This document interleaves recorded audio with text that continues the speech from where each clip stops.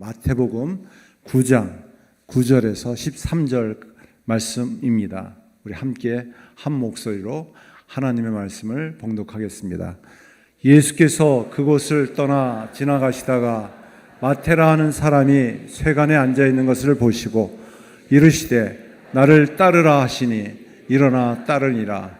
예수께서 마태의 집에서 앉아 음식을 잡수실 때 많은 세리와 죄인들이 와서 예수와 그의 제자들과 함께 앉았더니 바리새인들이 보고 그의 제자들에게 이르되 어찌하여 너희 선생은 세리와 죄인들과 함께 잡수시느냐?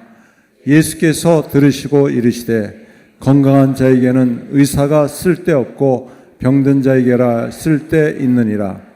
너희는 가서 내가 긍휼을 원하고 제사를 원하지 아니하노라 하신 뜻이 무엇인지 배우라. 나는 의인을 부르러 온 것이 아니요 죄인을 부르러 오라 하시니라. 아멘.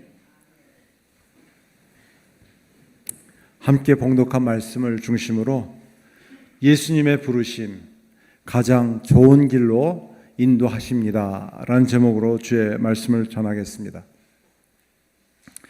우리가 살면서 사람을 쉽게 판단할 때가 있습니다. 또 나와 다르다고 하면서 또 구분짓는 경우들이 많습니다. 어떤 사람이 교회에 처음 나왔어요.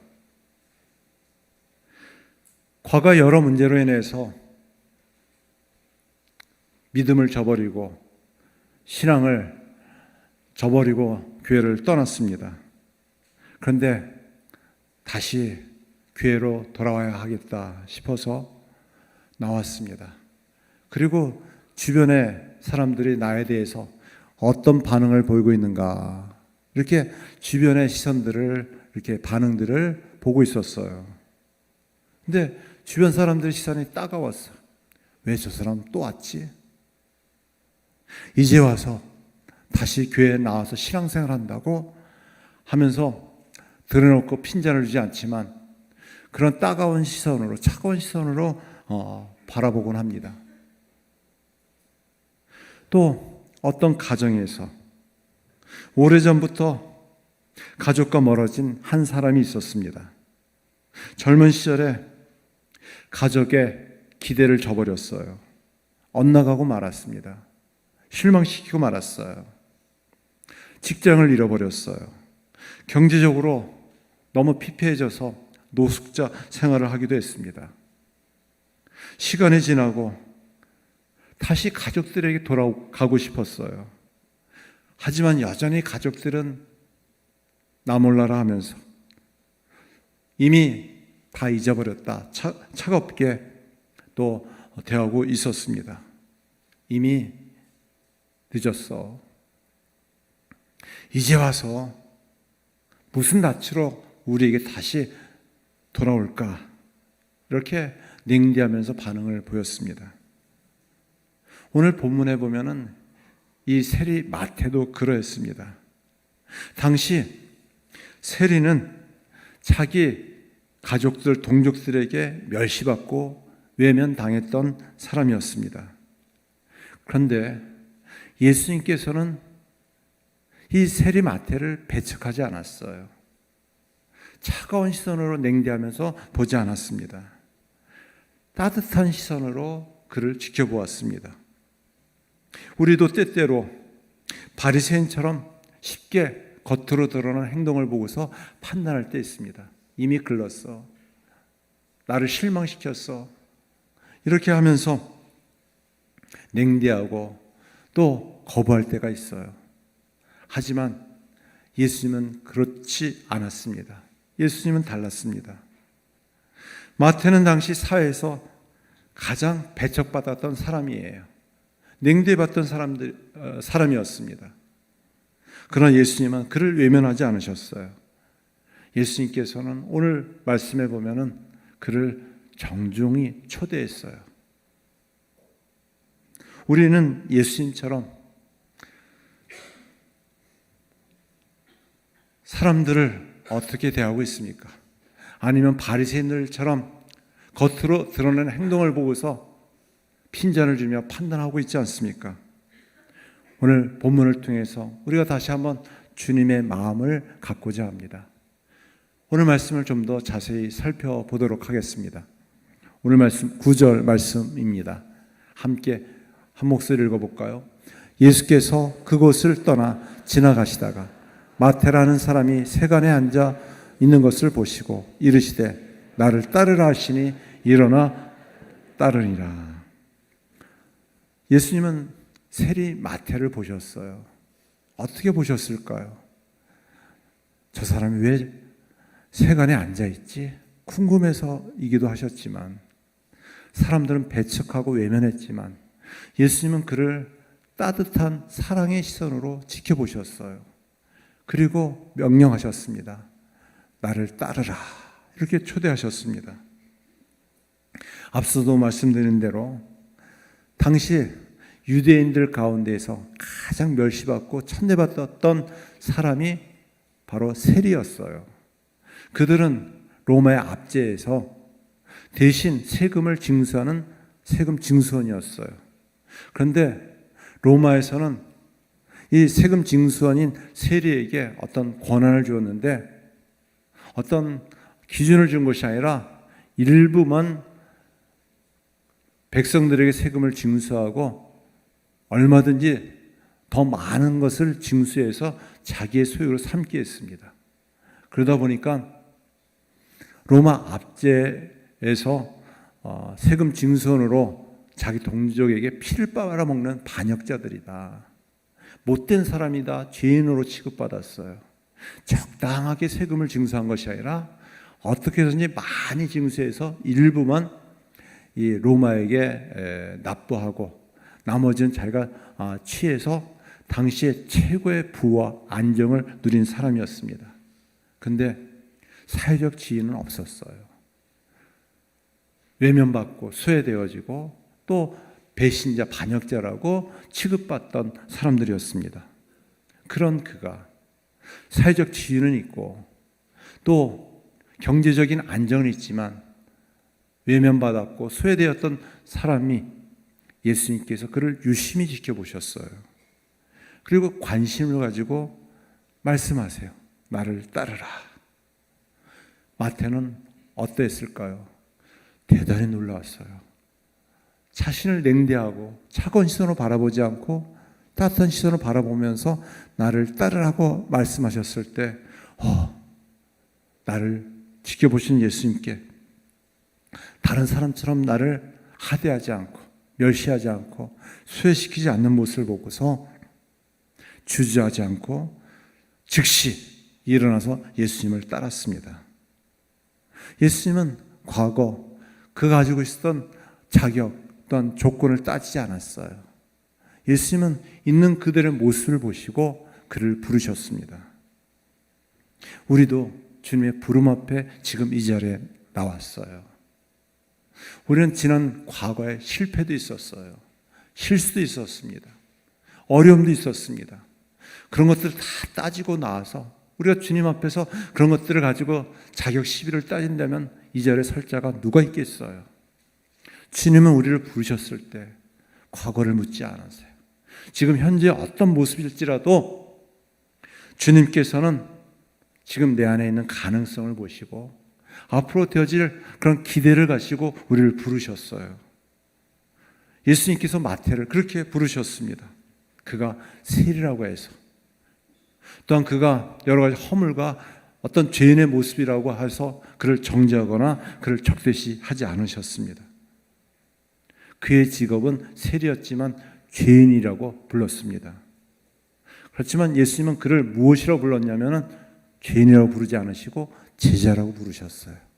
나를 따르라고 부르셨습니다. 나의 과거의 실패나 사람들의 평가에 너무 매여 있지 마세요. 예수님은 나의 부족에도 불구하고 나의 허물에도 불구하고 나를 통해서 이루실 또 하나의 새로운 일들이 있기 때문에, 가능성이 있기 때문에, 또 희망이 있기 때문에 부르셨습니다. 예수님의 시선으로 자기 자신을 바라보세요. 나는 형편없는 사람이 아니다. 나는 못 배웠고 가진 것이 없고 여러 가지 성령 과정에 참 힘든 시간들이 많이 있었지만, 지금도 여전히 힘들고 어렵지만 여전히 주님께서는 차가운 시선으로 바라보는 것이 아니라 따뜻한 시선으로 바라보시고 나를 부르십니다. 예전에 교회를 통해서 상처를 입은 사람도 있을 거예요. 또한 성도들을 통해서 실족한 사람도 있을 겁니다. 다시 주의 교회로 나와서 또 새 마음 가지고 시작하려고 할 때 여러 가지 과거의 어려움들, 또 힘든 일들 다 딛고 일어서기를 바랍니다. 그것은 걸림이 되지 않습니다. 넘어짐이 되지 않습니다. 다시 나를 새롭게 일으킬 수 있는 디딤돌이 되어야만 합니다. 너무 과거에 얽매이시거나 부족과 허물에 대해서 연연하지 마세요. 주님은 새 일을 행하시기 위해서 주님께서 보이지 않는 손길로 여기까지 인도하시고 또 새로운 변화들을 일으켜 주실 줄 믿습니다.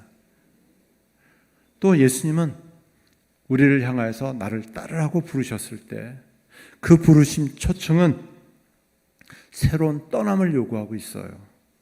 떠남은 무엇을 말할까요? 마태는 자신이 갖고 있는 이 세관, 세례 직업을 내려놓아야 했었어요. 그 자리를 떠나야만 했었습니다.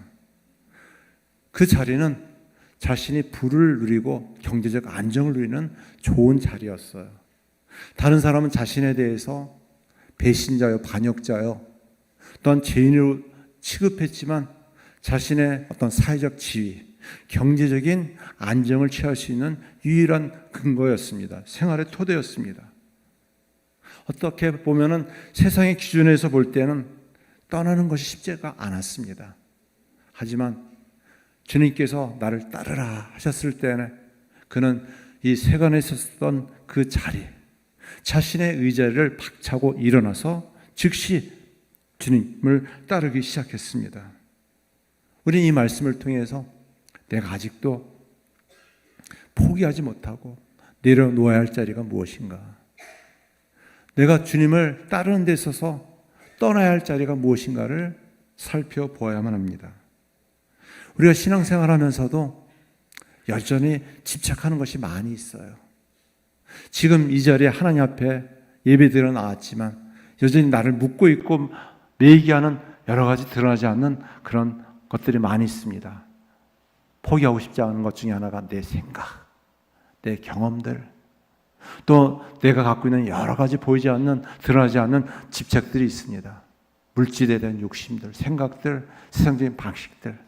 지금 이 자리는 내 자신의 자리를 내려놓고, 생각을 내려놓고 우리를 향하신 주님의 보이지 않는 뜻을 깨닫는 시간이에요. 또한 새롭게 하나님의 은혜를 받는 시간입니다.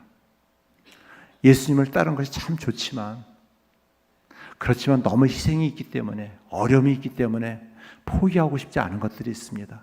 그렇지만 포기할 때, 내려놓을 때, 떠날 때 새로운 변화들이 시작되어집니다. 또 우리가 오늘 말씀을 통해서 세리 마태가 주님께서 부르셨을 때, 나를 따라 하셨을 때 즉시 일어나 따르기 시작했습니다. 여기에는 주님께서 무작정 따라고 하신 것이 아니었어요. 그에게 새로운 사명을 주신 것입니다. 마태는 예수님을 따르면서 단순히 자신의 삶이 바뀐 것만이 아니었습니다. 어떤 새로운 주어진 사명이 있었습니다. 그것은 주님의 제자로 세워지는 것이었어요.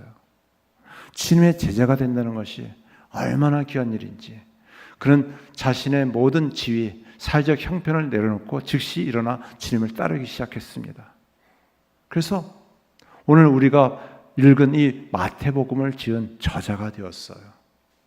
예수님을 따르면서 예수님이 누구신가를 유심히 세리의 어떤 직업적인 그 관찰 능력으로 지켜보았어요.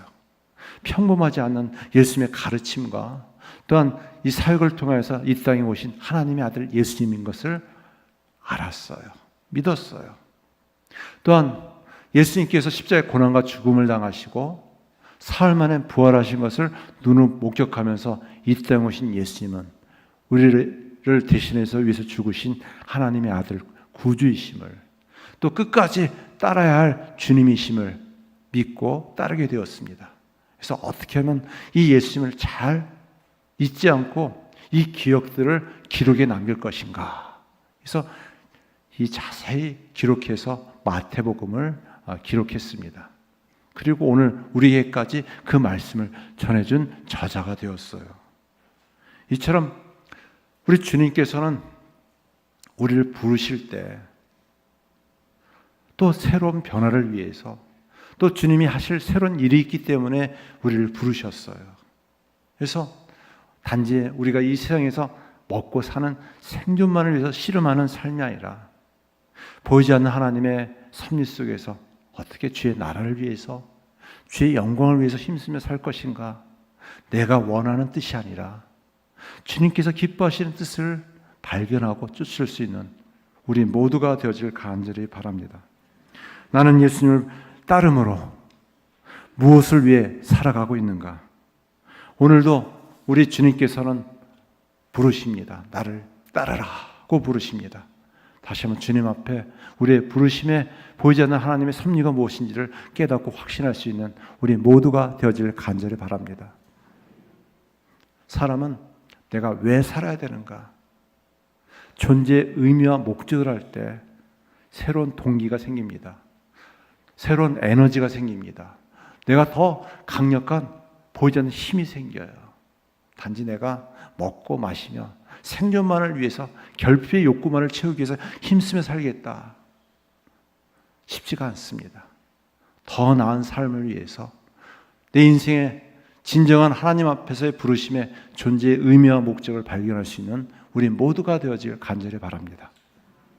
이어서 10절과 11절 말씀 같이 한 목소리를 읽어보겠습니다. 예수께서 마태의 집에서 앉아 음식을 잡수실 때 많은 세리와 죄인들이 와서 예수와 그의 제자들과 함께 앉았더니 바리새인들이 보고 그의 제자들에게 이르되 어찌하여 너희 선생은 세리와 죄인들과 함께 잡수시느냐. 예수님은 마태의 초대를 받았어요. 너무너무 기쁘고 감사해서 우리 집에 오셔서 함께 식사합시다. 초대를 받았어요.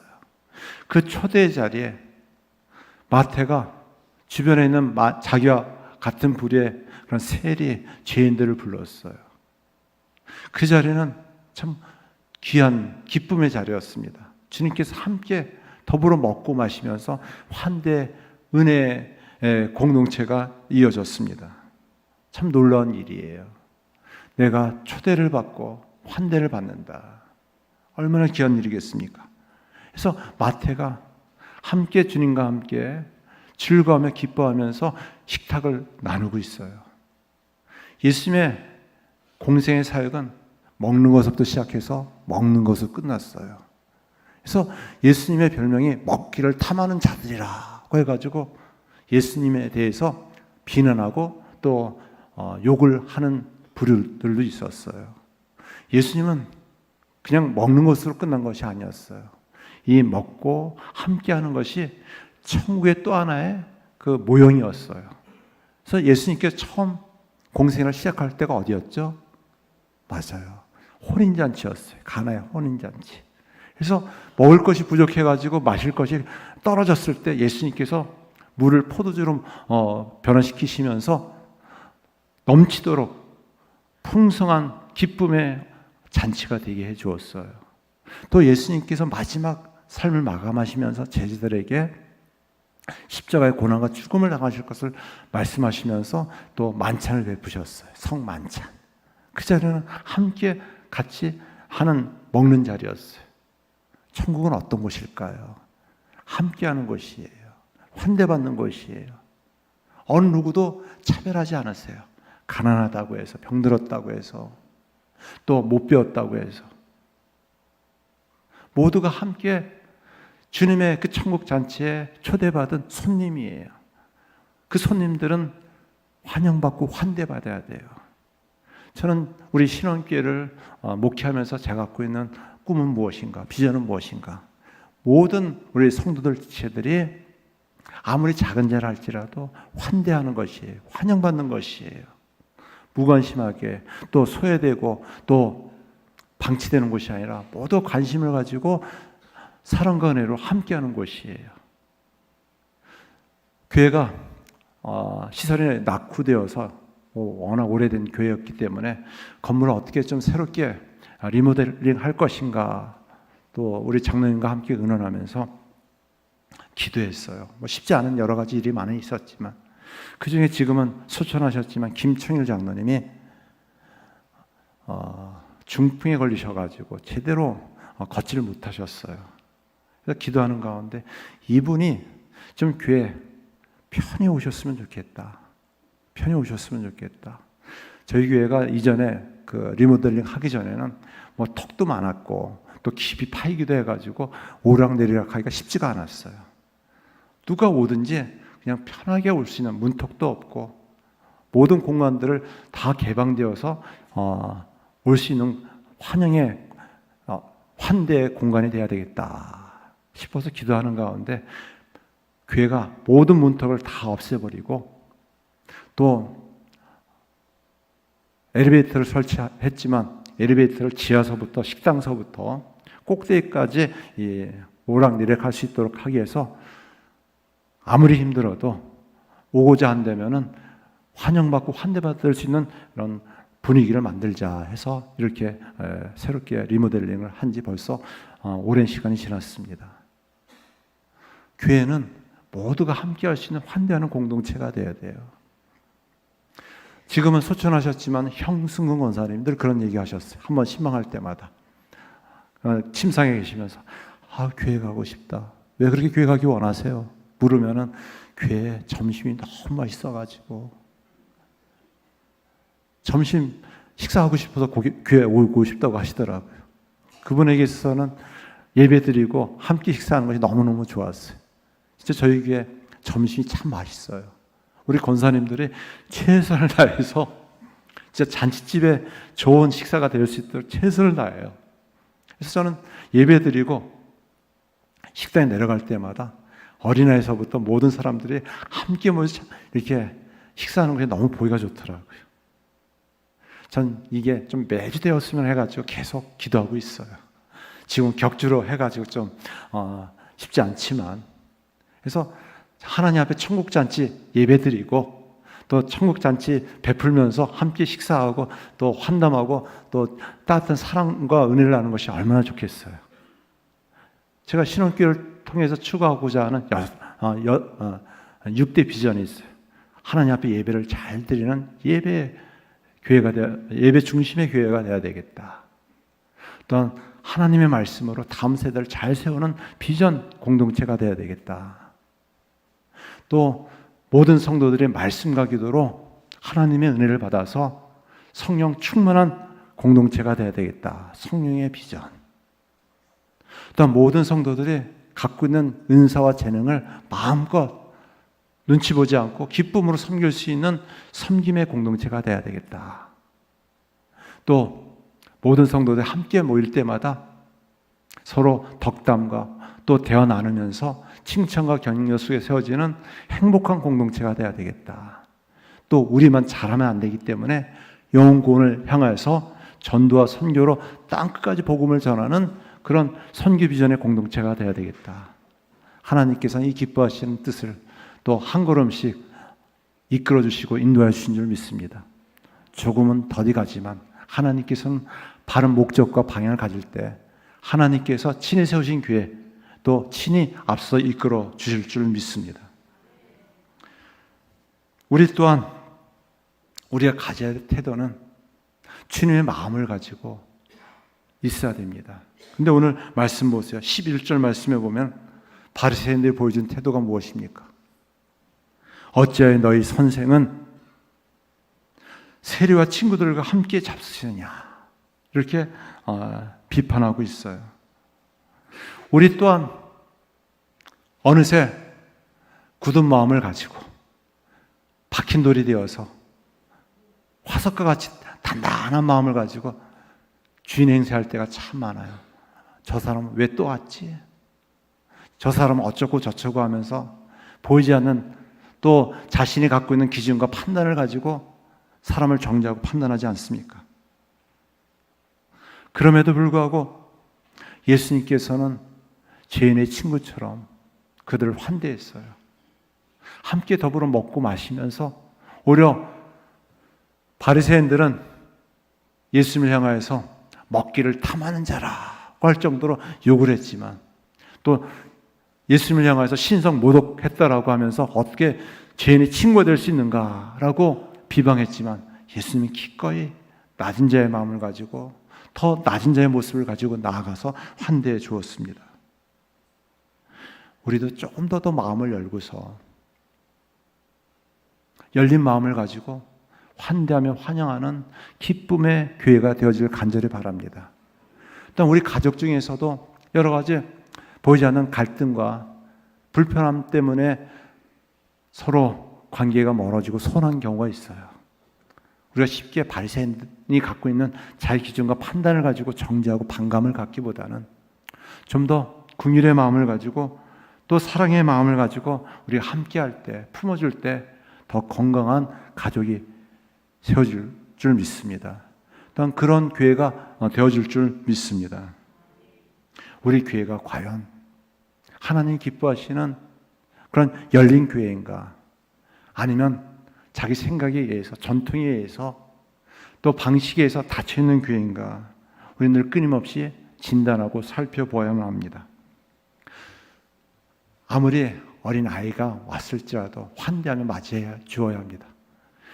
늘 저의 이름을 부르면서 목사님 하고 달려오는 아이가 있어요. 두 아이가 있는데 한 아이는 요한이고 한 아이는 형진이에요. 전 너무 기분이 좋더라고요.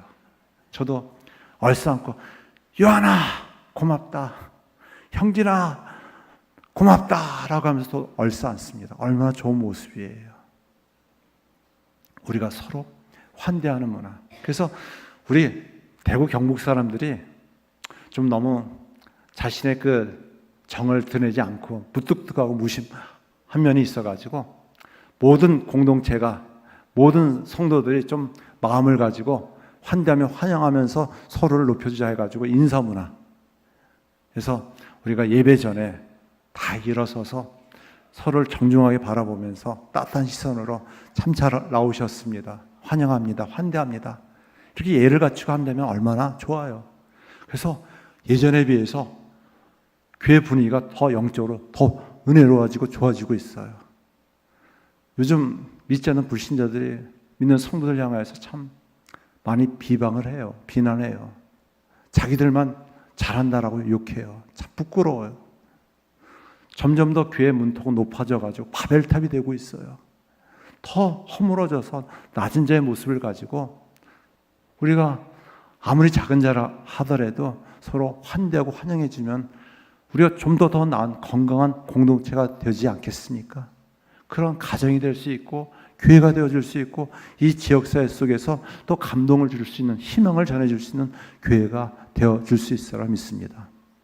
우리가 세상을 향하여서도 더 열린 마음을 가지고 더 주님의 마음을 가지고 나아갈 수 있기를 간절히 바랍니다. 마지막으로 우리 12절과 13절 말씀입니다. 같이 한 목소리를 읽어보겠습니다. 예수께서 들으시고 이르시되 건강한 자에게는 의사가 쓸데없고 병든 자에게라야 쓸데있느니라. 너희는 가서 내가 긍휼을 원하고 제사를 원하지 아니하노라 하신 뜻이 무엇인지를 배우라. 나는 의인을 부러온 것이 아니요 죄인을 부러워왔노라 하시니라. 죄인들과 함께 한 자리에서 식사하는 것이 얼마나 귀해요.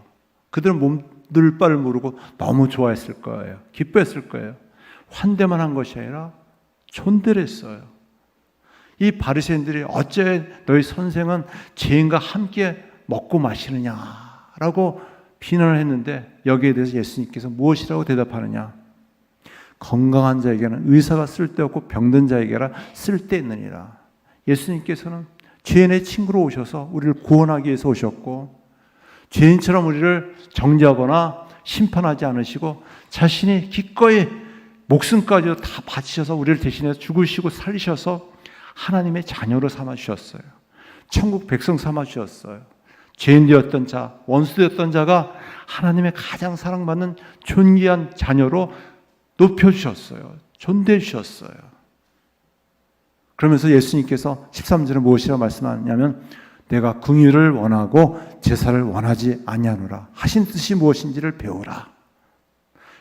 호세아서 구약성경 6장 6절 말씀을 인용하면서 호세아 시대 때 형식적인 제사는 있었지만 종교 행위는 있었지만 주님의 마음을 잃어버리고 그냥 종교인으로 전락한 그 시대를 가리켜서 말씀하신 것이에요. 제사의 목적이 무엇이에요? 예배의 목적이 무엇이에요? 하나님 앞에 제사함 받고 하나님의 사랑을 통해서 더 은혜를 받는 것이 아니겠어요? 그러면서 그런 삶을 하나님의 마음을 가지고 살게 하는 것이 아니겠어요? 우리가 하나님을 사랑한다고 하지만 입술로는 얼마든지 사랑할 수가 있어요. 내 이웃을 어떻게 내 몸같이 사랑할 수 있겠어요? 하나님 사랑, 이웃 사랑. 그것을 말씀하시는 것이에요. 그냥 예배가 종교적인 형식으로 시간 때우는 것으로 끝나지 않고 긍휼과 자비의 마음을 가지고 하나님의 사랑의 마음을 가지고 내가 주님의 사랑을 받은 것처럼 이웃을 내 몸같이 사랑하면서 긍휼과 자비의 마음을 가지고 살라라는 것이에요. 이것을 알지 못하느냐, 배우지 않았느냐, 그럼 배운 대로 실천해야 되지 않겠느냐라고 다그치는 것입니다. 네, 그렇습니다. 하나님은 우리에게 긍휼을 원하세요. 자비를 원하세요. 나와 다르다고 해서, 나에게 상처를 주었다고 해서 냉대하고 적대감을 가지고 정죄하고 판단하는 것이 아니라 나도 허물이고 약함이 있는데 나를 주님께서 사랑하신 것처럼 나도 그런 마음을 가지고 긍휼과 자비의 마음을 가지고 한번 품어보자. 그럼 너무 아파서 가시 찔리기도 하고 피가 나기도 하지만 주님께서 나를 위해서 이렇게 피를 흘리셨지. 나도 좀 더 참아보고 기다려보자.